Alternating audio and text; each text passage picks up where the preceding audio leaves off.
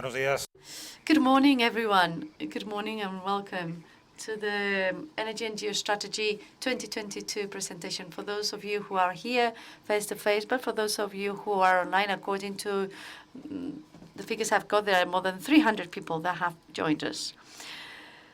Energy and Geostrategy, or in Geo, for all of us who know it, has become a reference for everyone in the energy and defense world. And we're going to have two sections, an opening session where we'll have the chairman of Repsol, Mr. Brufau, also the chairman of the Spanish Committee of the Energy World Council, Iñigo Díaz de Espada, the chairwoman of the Spanish Club of Energy, María, Victoria Zingoni, and then we also have from the Defense Ministry, Juan Martínez.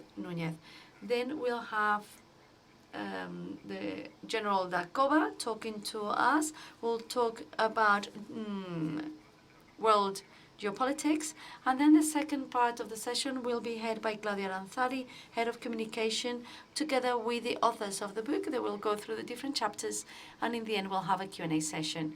I invite you all to ask questions either by writing your question and giving it to the stewards, or by writing it in the streaming platform. Please, I'm going to ask the people that are going to participate in the opening session to come to the stage, and let's start. Thank you very much. Tiene la palabra. I'll give the floor to Repsol's chairman, Antonio Brufau.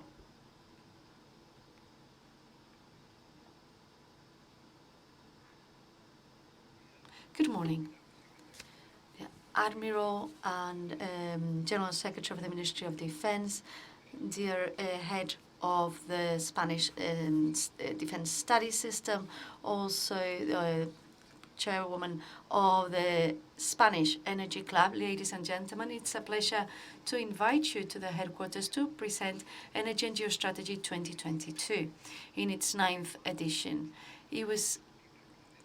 It has become a referent both for the energy sector, for the academy, and also for the military sector. And I would like to congratulate Enerclub, the Spanish Committee of the World Energy Council, and the Spanish Institute of Strategic Studies for making possible this new edition.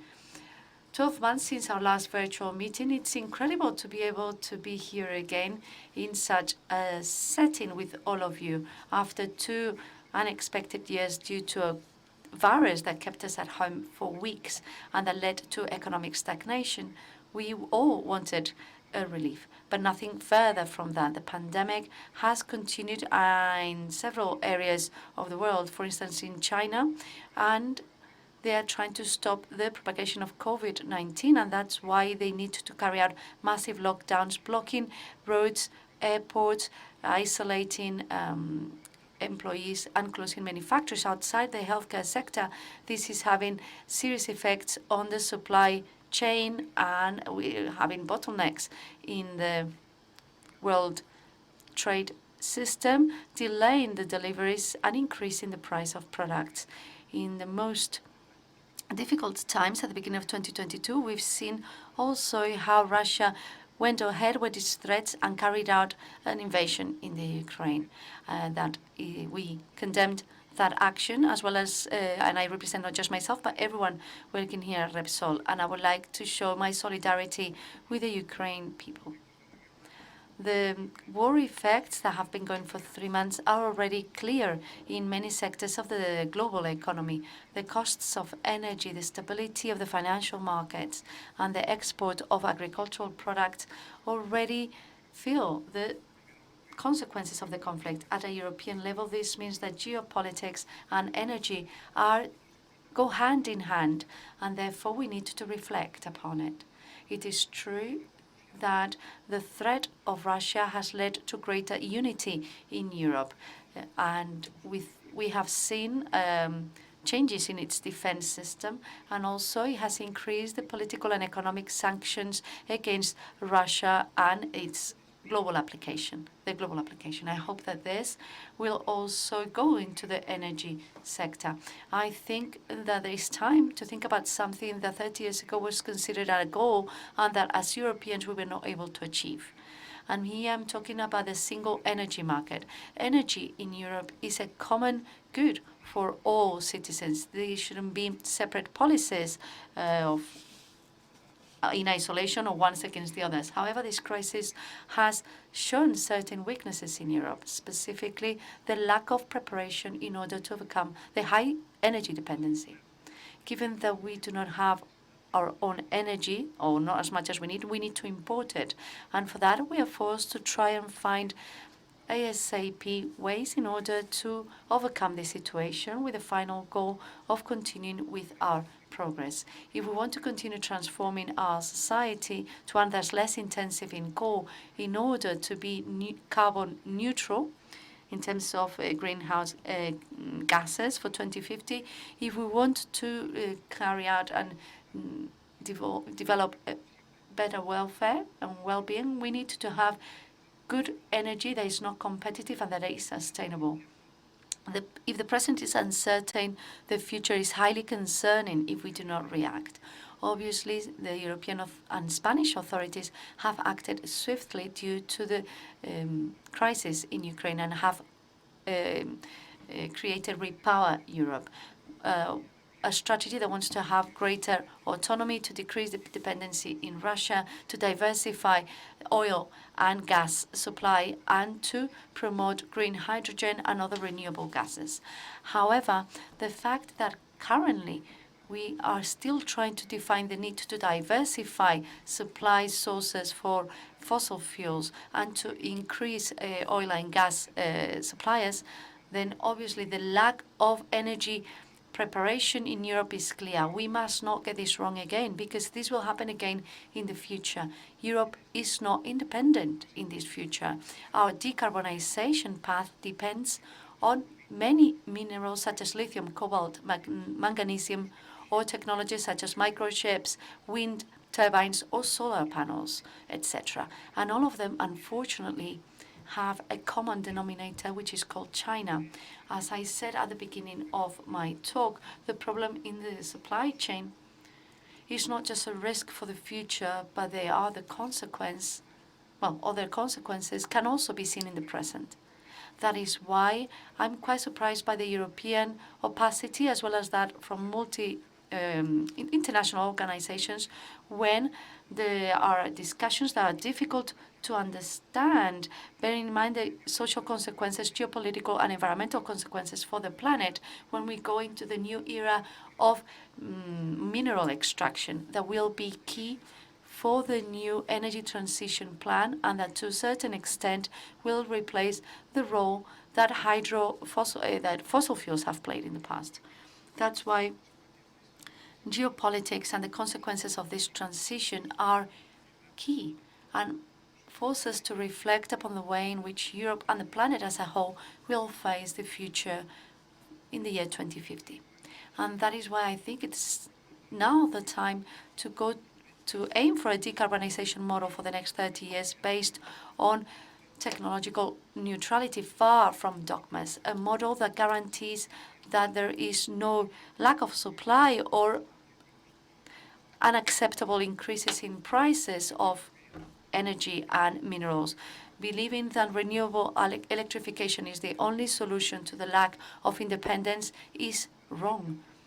Compared to the other energies, renewable energies are energies that require large investments in order to be constant. We need storage, networks, a huge amount of batteries and renewable hydrogen, and therefore critical minerals. And that's why decarbonization will come through the gradual reduction, but planned reduction, of fossil fuels that will continue to be important over the next few decades, of renewable generation, of a circular economy and biofuels, of fuels low in carbon emissions, synthetic fuels, and the technology of how we capture CO2 from the atmosphere. We need to support all the alternative sources to reach a goal, which is the goal that we all want, decarbonization by the year 2050.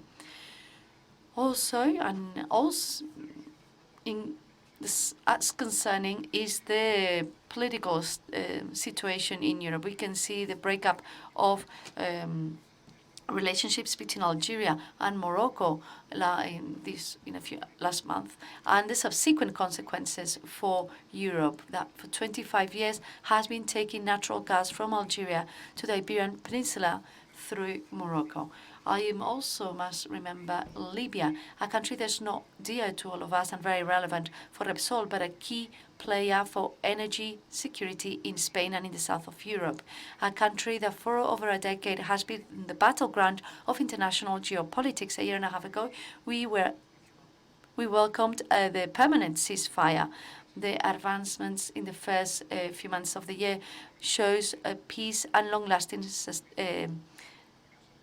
sustainability. However, due to the the failing of the elections in December, we can see that the situation between the East and the West, and that civil war has restarted, and they've gone into a new episode of conflict. We hope Libya will return to stability, and it's also the responsibility of the EU to give resources to ensure that stability, making sure that the south of Europe can continue being as a common space, fostering productive exchanges and cultural and social exchanges as we've had for centuries. Many things have happened since we met last time, and many things have an impact on energy. As I said at the beginning of my presentation, geostrategy and geoenergy are two sides of the same coin. Publications such as the one that we have here, and we are happy to present here, show that. I think the quality and the level of the authors of this book shows that there will be a very interesting discussion that will be head by Claudio Aranzadi. And I would like to thank him for his commitment with the project, because he accepted for the 9th consecutive year, and that has a lot of merit, to coordinate the publication. I don't want to extend any further. Once again, thank you very much and welcome for being here. And I hope that you will think that this seminar is fruitful for you all. And I give the floor to Iñigo Díaz, the president of the Spanish Committee of the World Energy Council. You have the floor. Thank you very much. Good morning, everyone. Admiral, General Secretary of Defense, Chairman of Repsol, Chairwoman of the Spanish Energy Club, dear friends, thank you very much for being here at the presentation of the new publication, the 9th edition, a project that we work together between the Spanish Institute of Strategic Studies and the Spanish Committee of the World Energy Council. The data will be very interesting, but I think that whoever takes the book home with them, please remember that we started working on it before the summer, and things have changed a lot since then. The publications started being published at the end of the year. So the content will continue to be interesting, but obviously you need to know that we're reading something that was written well before the current events. We were on a pandemic and energy crisis, but we didn't imagine that we will also be in the midst of a war in Europe with human consequences that are tragic, but which also entails a huge impact at all levels in the energy sector too. If the authors of this edition had the opportunity to rewrite it, I am sure the approach will change significantly. But the topics discussed will continue to be of importance. The first chapter focuses on the checkpoints of maritime international transport. There are several episodes that have reminded us of the vital importance of these paths for the supply of our commodities in the current scenario. It is important to continue giving them special attention and to be listening in to the new changes that could happen with the Russian and Ukrainian war. Also, we need to focus on geographic distribution of the new resources that are necessary for the transition, as the chairman of Repsol has said. The second chapter talks about the relationship between the decarbonization policies, CO2 trade, and international trade. And it focuses on the current tools, how the taxing, the ATS models in Europe and others are important for this trade.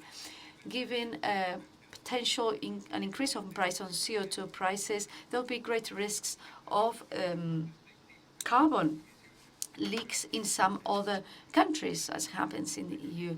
In this case, mechanisms such as the adjustment of carbon at the border or the Fit for 45 that are included in this chapter are necessary to maintain the productivity of our industries. Together with CO2 prices, another factor that will condition the speed of the transition will be R&D and I. Many technologies are already available, but there are many others, such as the technologies of capture, transport, storage, and use of CO2 that will all still need quite a lot of work being done on them. And that's what we focus on this third chapter, the strategies and paces of the different countries and that they develop for this technology will have geopolitical effects, also in terms of competitiveness that we must not forget.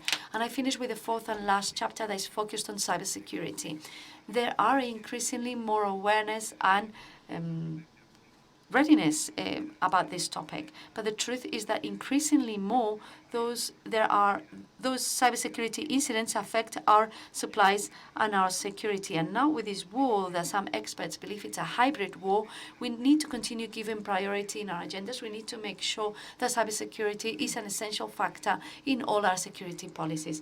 I do not want to extend myself any further. We just like to congratulate and thank everyone that made this project possible. Former Minister Claudia Aranzadi, that has been the coordinator for many years, the authors. I would like to thank the Spanish Committee and the Spanish Institute of Strategic Studies and others. I would also like to thank Repsol, because they launched this project 9 years ago. Thank you very much for hosting us in your headquarters. And I'll give the floor to Zingoni, the chairman of the Spanish Energy Club. Thank you.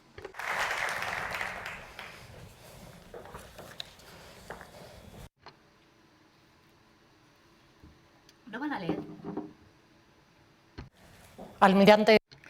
Admiral, General Secretary of Defense Policy, President of Repsol, the General Secretary of the Strategic Studies, authorities, friends. It's a true pleasure to me to be able to participate yet another again in the organisation of this event to present the 2022 version of Energy and Geostrategy. This is one of the publications of the World Energy Council Spanish Committee and the Enerclub, and this is its 9th edition this year.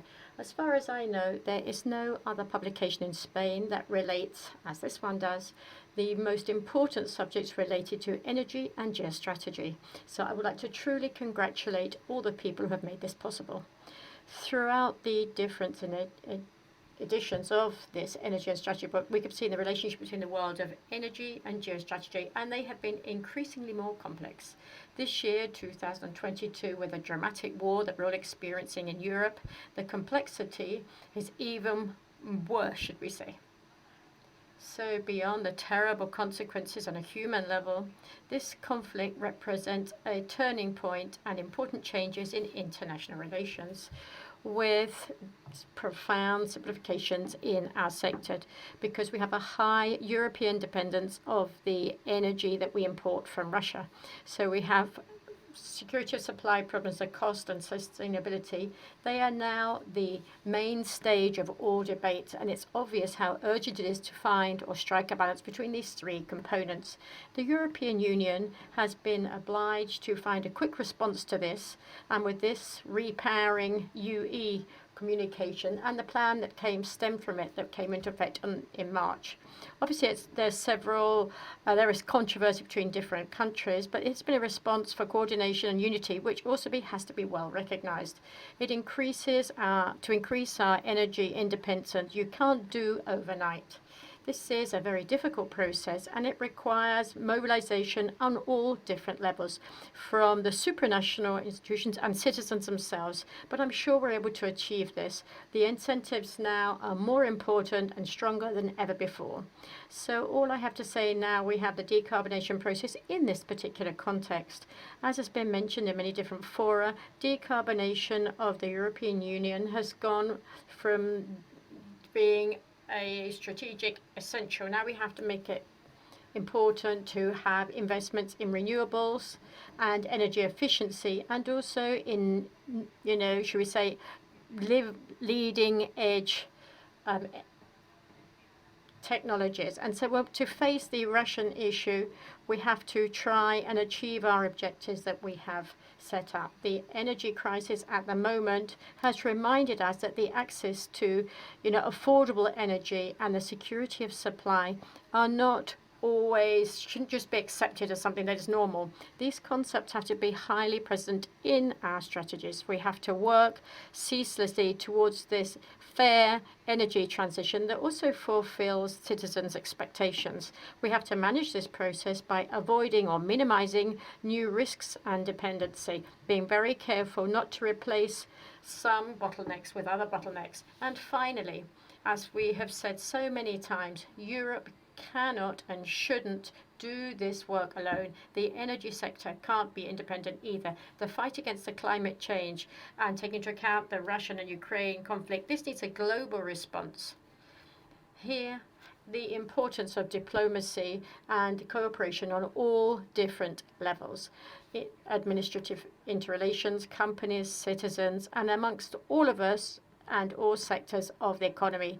So the measures that were published by the European Commission last year are looking and trying to contribute solutions related to these issues. I would now like to end by highlighting the value of energy in this context. And I would also like to say, along with the others, thank you to all the people and institutions who have made this possible. Again, I would like to give you a very sincere congratulations.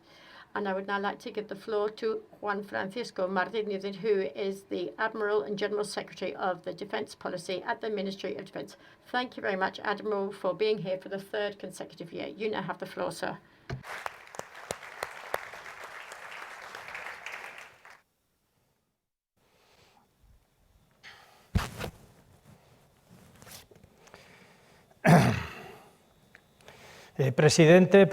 Dear President, Lady President, authorities, civilians, military, dear friends, good morning, everyone. And I feel a true pleasure and honor for me to be here for the third year for this meeting to present the book Energy and Geostrategy in its 2022 edition.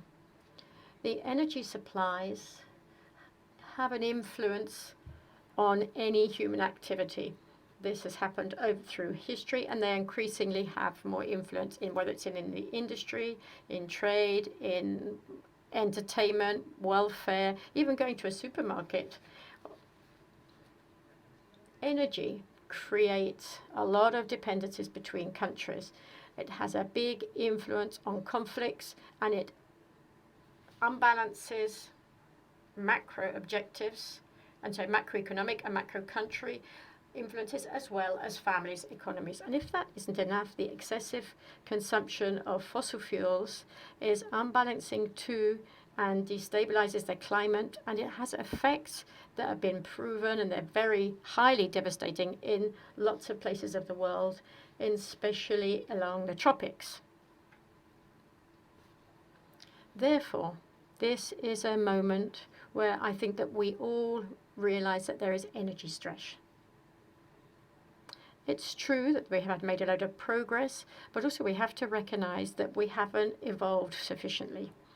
Our energy is based mainly on the same energy that was used in the second industrial revolution, in fact, even the first industrial revolution. Simultaneously, we discovered that energy security doesn't respond just to, equation which is just adding up things like availabilities and resources on the one hand and needs on the other hand. And this is factorized by the fact that we have to have access at choke points, etc.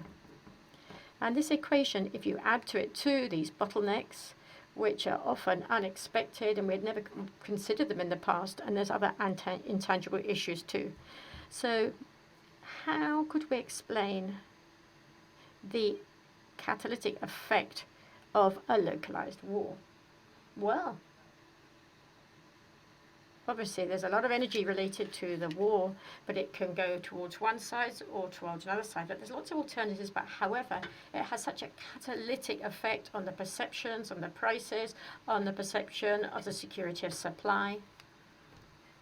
And this is fueling a a geography of disconnection in the West. You know, after the Marshall Plan, after the Second World War, this had been progressing. Initially very slowly, and then very quickly, and especially when internet came on the scene, and obviously, you know, a lot of maritime and air traffic. And this was all part of a globalization project, which has provided and is providing an increase in the welfare on a global level. Obviously, there are certain differences. Some countries progress more and others lesser, but there is a general increase in wealth worldwide. However, we are now realizing that there is this decoupling taking place. You know, Russia is, you know, sort of disconnecting from Europe. We have an architecture of security that's based on 3 pillars. We have the nuclear balance, the conventional energy balance, and a process which is agreed to control arms. And this was something that we used to call these measures of trust. But it will be impossible to maintain this over a next period of time. So we need to have an architecture of security in Europe, and we have to accept this responsibility, even if we don't like. But we have to offer a future to our children and to our grandchildren of a security architecture that I'm sure that's based on this lack of trust, because it doesn't only fuel the table or a panel looking for peace and security, but we also have to look for energy security. As we said, Russia and the rest of the world are decoupling. Also, China is now decoupling from the United States. So it's very important for us as Europeans. We have to be this third factor, or should we say this third element in this equation. But what is even more concerning, I think, apart from China and Russia, is the fact that we need to strengthen here, there, and everywhere the geography of being selfish, because this is being damaging, you know, for certain countries. You know, saying me first. This me first, this self-absorption. You know, we have mass migration. You know, we have drugs, organized crime. You know, climate. Does it have a frontier? So, looking at this type of world, which is global, but on the other hand, it's still a tiny village. And this self-absorption is giving rise to a lot of fragmentation. And we have to fight against it. And energy is probably, I don't know if it's the main factor, but it is a factor that is so important in this new geostrategic strategy. Well, not everything is pessimistic. On the contrary, we think there is a lot of hope in the reaction, because we're seeing people and everyone are putting a lot of progress in the search for clean sources of energy, for storage, which are environmentally friendly. And it's true to say that when you hear, well, when we're having a breakfast before, we heard the word hydrogen. And obviously, the experts know that there is complications related to hydrogen-based energy. And then we have obviously nuclear energy, and that's still there. But anyway, we should believe in the fact that people really find ideas and ways out. And this book that was being presented today, there are very interesting issues like the decarbonization processes, the ability to capture CO2, and also other permanent issues, which is the return of these choke points, the maritime ones, and other political cases in different countries. So, to sum up, as year, this book is still a reference, an important reference. It's just such a luxury to have this book, and I would like to thank the coordinator and the authors for all their effort that they put in each year to provide us with this marvelous book. I would also like to thank the sponsors, Repsol, CEPSA, the World Energy Council, or the Enerclub, which is the Spanish club, and all the other sponsors for doing such hard work. And I also would like to highlight the part which I am responsible for, which is also the work of the Spanish Institute for Strategic Studies at the Ministry of Defense. Thank you very much.